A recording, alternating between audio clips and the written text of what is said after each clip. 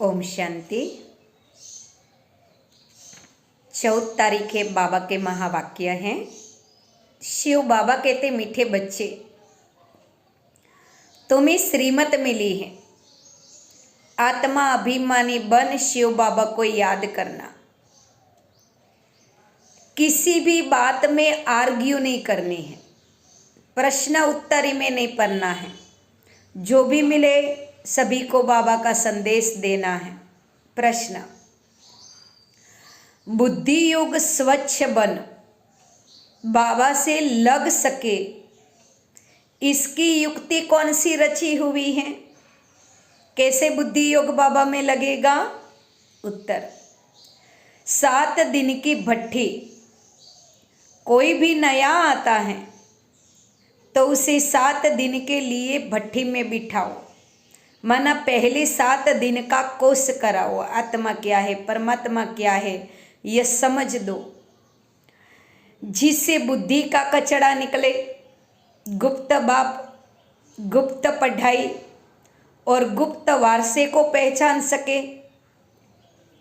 अगर ऐसे ही बैठ गया, मूंझ जाएगा, समझेगा कुछ भी नहीं, क्योंकि आत्मा क्या है, परमात्मा क्या है, वो ही समझ नहीं है, तो वारसा तो कैसे समझ में आएगा। इसीलिए जो भी आए उनको पहले बाबा का 7 दिन का कोर्स कराना है।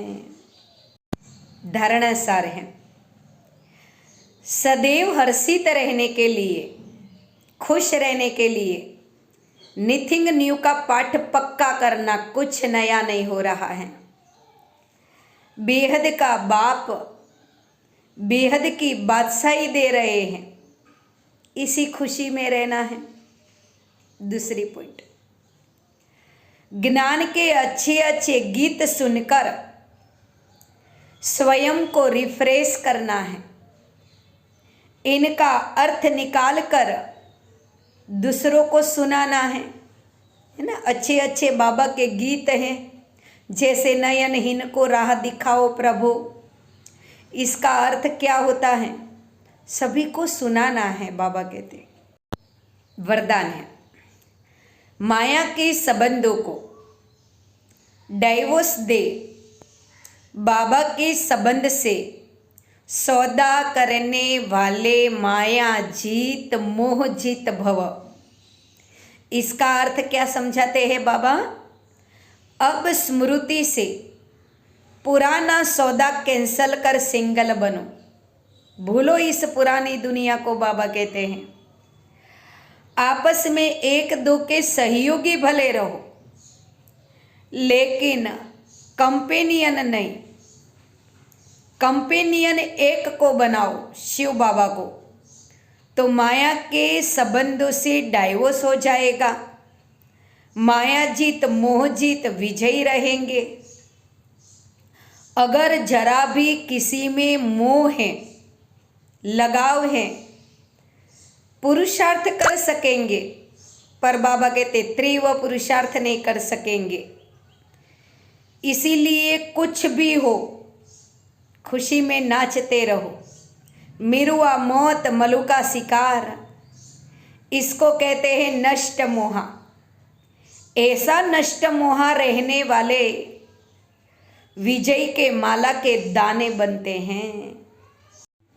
स्लोगन है, सत्यता की विशेषता से डायमंड की चमक को बढ़ाओ। जितनी सत्यता जीवन में लाएंगे उतनी आत्मा की चमक बढ़ेगी। अव्यक्त इशारे हैं।